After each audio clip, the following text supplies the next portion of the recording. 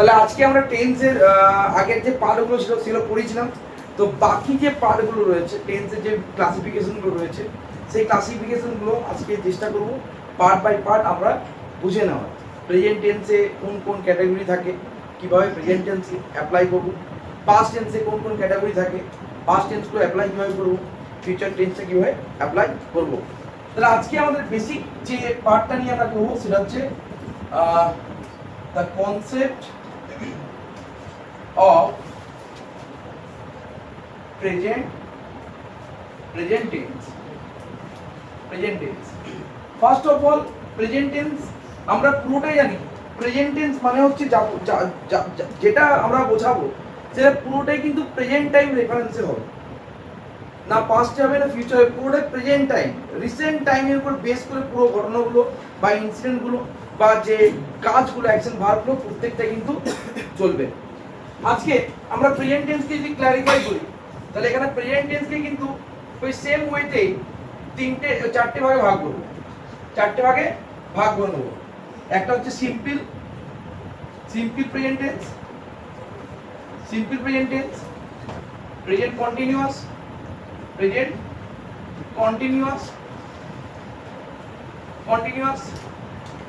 Present perfect and present perfect continuous।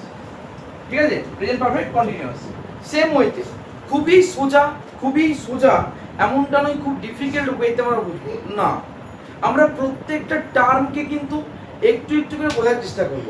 কিরকম আমি প্রথমেই বলি, এই যে আগে আমরা বিভিন্ন সেন্টেন্স স্ট্রাকচারগুলো দেখেছিলাম, যেমন subject plus verb plus object, এটা হচ্ছে বেসিক সেন্টেন্স স্ট্রাকচার। কি বললাম?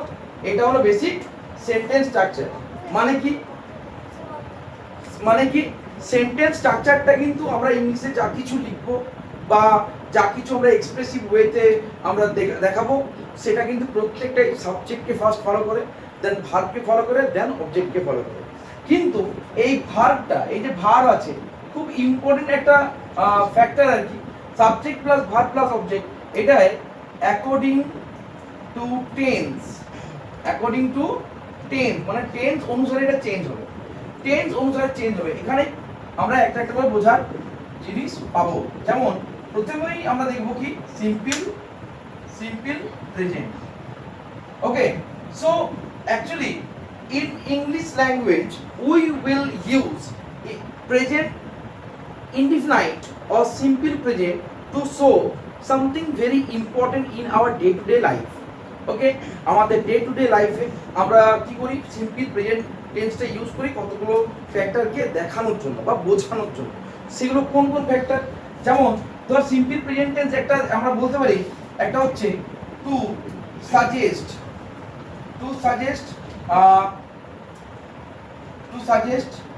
daily activity,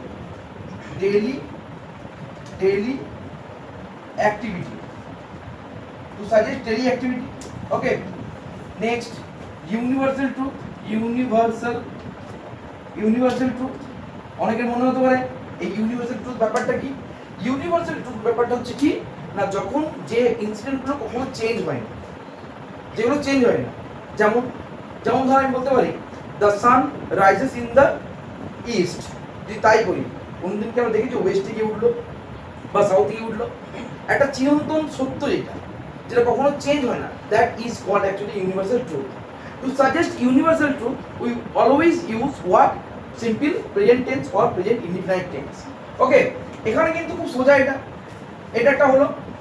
আমরা আরেকটা দেখাতে পারি, কি দেখাতে পারি যে হ্যাবিট, তো আমরা দেখাতে পারি হ্যাবিট বোঝানোর জন্য, habit in our daily life, which will be occurred on the basis of a regular base। on the basis of a regular base means যেগুলো আমাদের প্রত্যেকদিন একটা রেগুলার ওয়েতে হয়।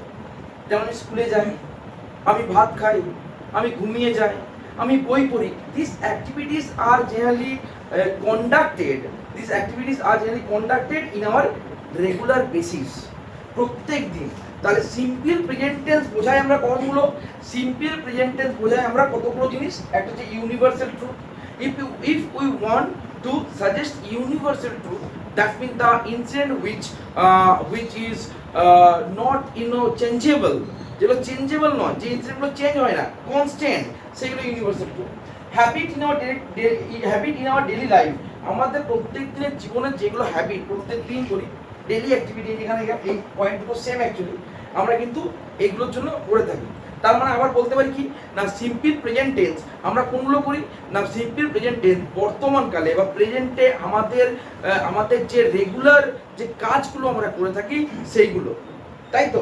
যেমন সিম্পল প্রেজেন্ট ইনসিডেন্ট বা ঘটনা, তাই তো, বা ওয়ার্ক, যেগুলো প্রত্যেক দিন হয়ে থাকে, প্রতিদিন হচ্ছে তার মানে কি হচ্ছে আলাদা জিনিস, প্রতিদিন হচ্ছে তার মানে কিন্তু ওটা সিম্পল প্রেজেন্ট ইনক্লুড হয়ে যাবে। ঠিক আছে, এটা একটা পয়েন্ট হলো। সেকেন্ডলি এখানে সেন্টেন্স স্ট্রাকচার কি, sentence structure, okay, sentence structure, এই সেন্টেন্স স্ট্রাকচার খুব সোজা। Subject plus verb same, S or ES plus object. Okay, subject plus verb এই ভার্বের সাথে এস কিংবা ইএস যোগ করতে হবে। এবার কখন করব, ইফ, যদি subject is third person singular number, যদি সাবজেক্ট আমার থার্ড পারসন সিঙ্গুলার নাম্বার হয়, কি করতে হবে, add S or ES with verb. কি বললাম, উইথ ভার্ব। তাহলে এটা কিন্তু খুব সোজা, এই নিয়মটা মনে রাখতে হবে সবাই। সিম্পল প্রেজেন্ট, ধর আমি কি বলি, আমি প্রত্যেকদিন পড়াই, প্রতিদিন কাজটা হয়, তার মানে কিন্তু সিম্পল প্রেজেন্টে ইনক্লুড হয়ে যাবে। ওকে, সিম্পল প্রেজেন্টে ইনক্লুড হয়ে যাবে। ধর এরপর এটা সেন্টেন্স স্ট্রাকচার, যদি আমি কোনো সেন্টেন্সকে সিম্পল প্রেজেন্টে কনভার্ট করতে চাই, তাহলে সাবজেক্ট প্লাস ভার্বের সাথে এস কিংবা ইএস যোগ প্লাস অবজেক্ট। এবার মনের মধ্যে ধর প্রশ্ন হতে পারে যে স্যার আমরা সাবজেক্টটাতে এস কিংবা ইএসটা কখন অ্যাড করব, এটা খুব ইম্পর্টেন্ট একটা পয়েন্ট, হ্যাঁ কি না? তাহলে দেখ এখানে কখন করব, if subject is third person singular number, যদি সাবজেক্টটা আমার থার্ড পারসন সিঙ্গুলার নাম্বার হয়, তাহলে কিন্তু আমরা এস কিংবা ইএস করে নিতে পারবো। Is it clear? আমি এক্সাম্পল দিই, ধর আমি এক্সাম্পল দিচ্ছি, আমরা জেনে কি লিখি, I go to school daily, তাহলে আমি এখানে বললাম হি গো to school daily.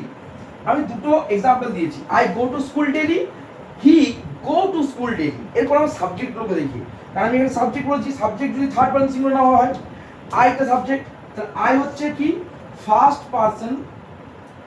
Person singular number. কি বললাম, ফার্স্ট পারসন সিঙ্গুলার নাম্বার, ঠিক।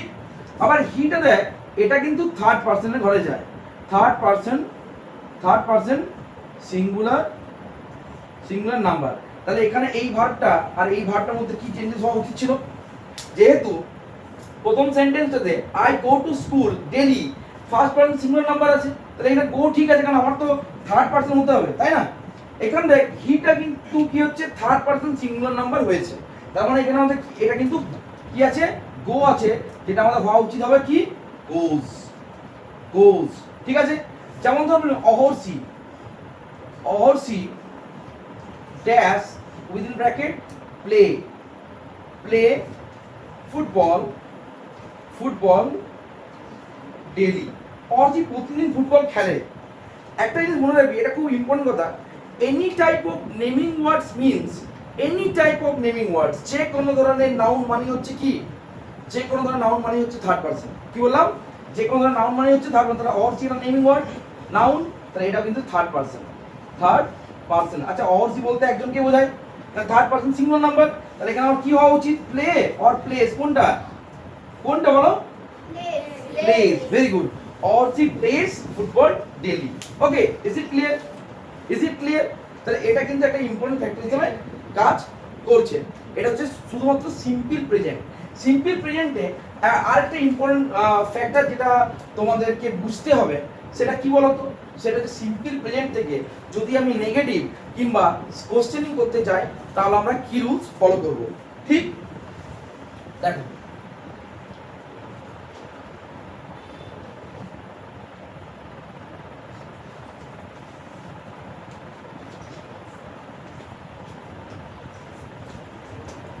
সিম্পল প্রেজেন্ট থেকে সিম্পল প্রেজেন্ট আমি লিখলাম questioning or negative sentence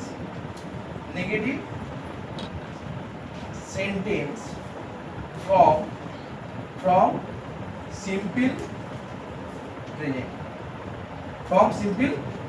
present questioning or negative sentence from simple present আগে সিম্পল প্রেজেন্ট মানে তোমাকে বুঝে নিতে হবে এখানে সাবজেক্ট প্লাস ভার্ব প্লাস ভার্বের সাথে এস কিংবা এসডি ফর্মেশনটা হলো সেটাই subject plus verb plus object এটা কিন্তু থাকবে এই ক্ষেত্রে এই সেন্টেন্সের ক্ষেত্রে যদি আমি কোশ্চেনিং করতে চাই বা যদি আমি নেগেটিভ সেন্টেন্স করতে চাই তাহলে আমাকে দুটো ইম্পর্টেন্ট ফ্যাক্টর ইউজ করতে হবে সেটা হলো দ্য ইউজ অফ কেউ বলতে পারবি নেগেটিভ সেন্টেন্স বা কোশ্চেনিং যদি করতে পারি কেউ বলতে পারবি কি ইউজ করব নট ডেফিনেটলি যদি নেগেটিভ করতে যাই নট তো অবশ্যই ইউজ করতে হবে কিন্তু তার আরেকটা ফ্যাক্টর ইউজ করতে হবে এনিওয়ান এলস বলো do very good do or does very good the use of do or does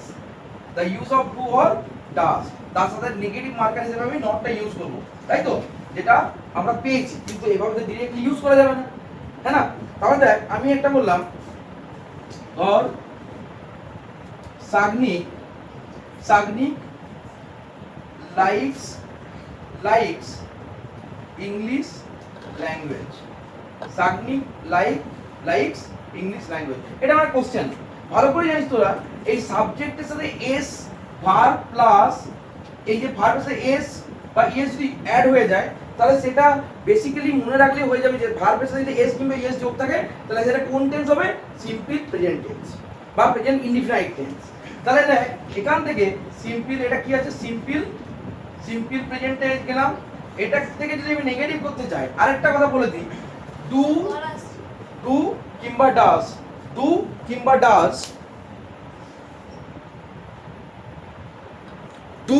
does এখানে একটা ইম্পর্টেন্ট ফ্যাক্টর ডু কিংবা ডাজ এটা কিন্তু মনে রাখবি হ্যাঁ ডু কিংবা ডাজ এটা কিন্তু ভার্বের ফার্স্ট ফর্মটাকে ফলো করে কি বললাম V1 কে ফলো করে আমরা কি জানি actually we know there are 3 types of formation of verbs basically যদিও মডার্ন ইংলিশ অনুযায়ী there are 5 types of formation বা বেসিক্যালি যদি আমরা বেসিক পার্টটাকে মনে রাখতে পারি তাহলে আমরা তিনটেকে মনে রাখলে মোটামুটি আমাদের ইংলিশটা কভার আপ হয়ে যাবে first one the base form of present form or the present form যেটাকে আমরা V1 বলি পাস্ট ফর্ম তাই তো যেটা পাস্ট বেসিক্যালি পাস্ট ফর্মের জন্য ইউজ হয় যেটা V2 বলি আর লাস্টের ওয়ান হচ্ছে বা সেকেন্ড ফর্ম হচ্ছে পাস্ট ফর্মটা বললাম আর থার্ড ফর্ম হচ্ছে কি যেটা পাস্ট পার্টিসিপল ফর্ম বা V3 তাহলে past present form past form past participle form first form of the main verb second form of the main verb third form of the main verb V1 V2 V3 correct এবার দেখ এটা কিন্তু সবসময় ভার্বের first ফর্মটাকে follow করে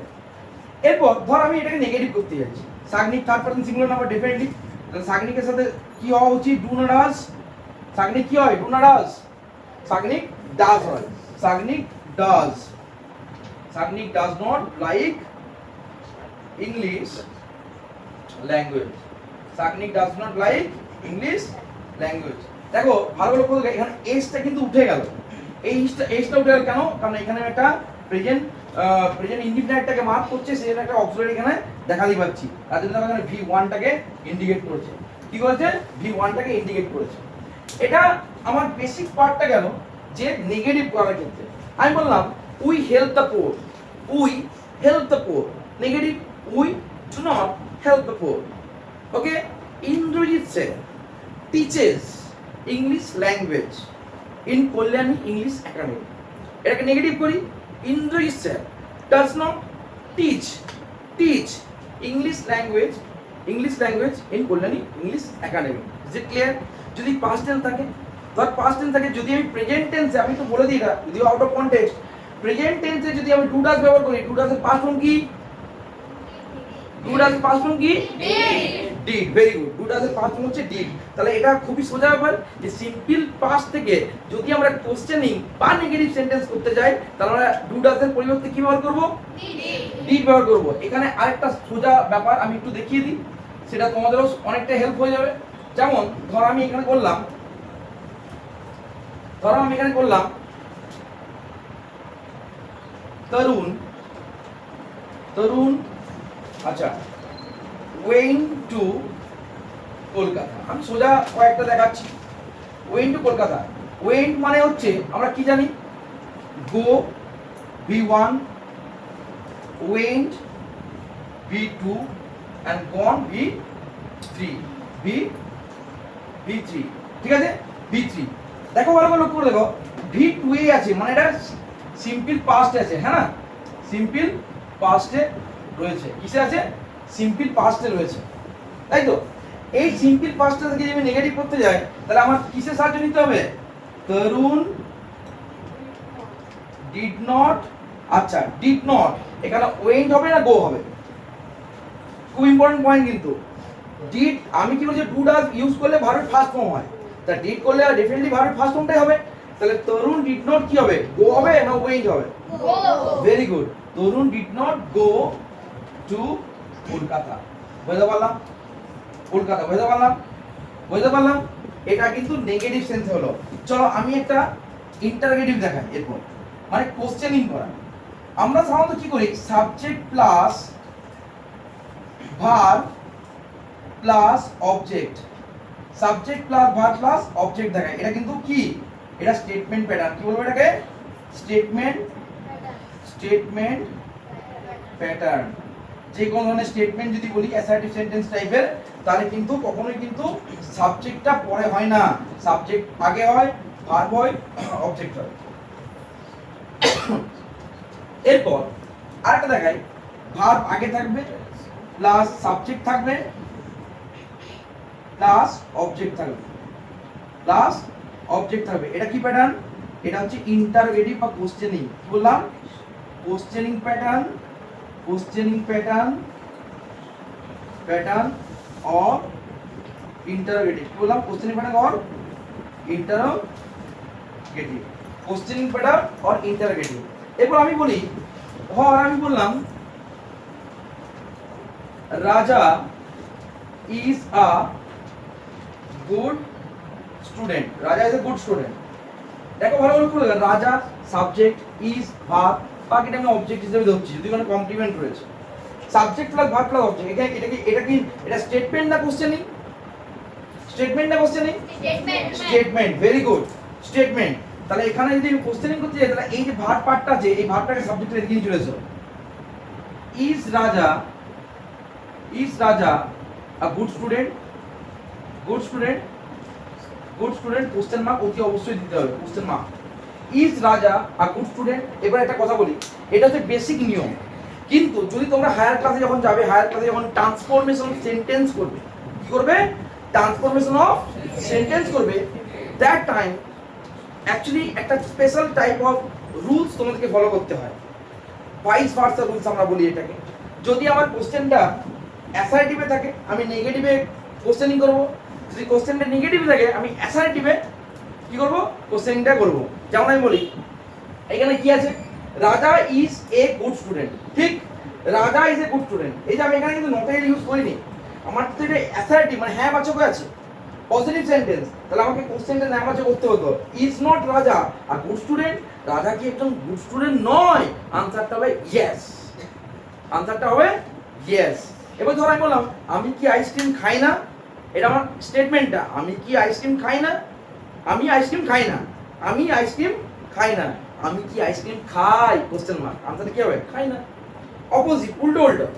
আবার আরেকবার বলি, আরেকবার বলি, এটা এখন নয়, এটা সিম্পল ওয়েতেই করবে, বাট ট্রান্সফরমেশন অফ সেন্টেন্স করার সময় অপোজিট হয়।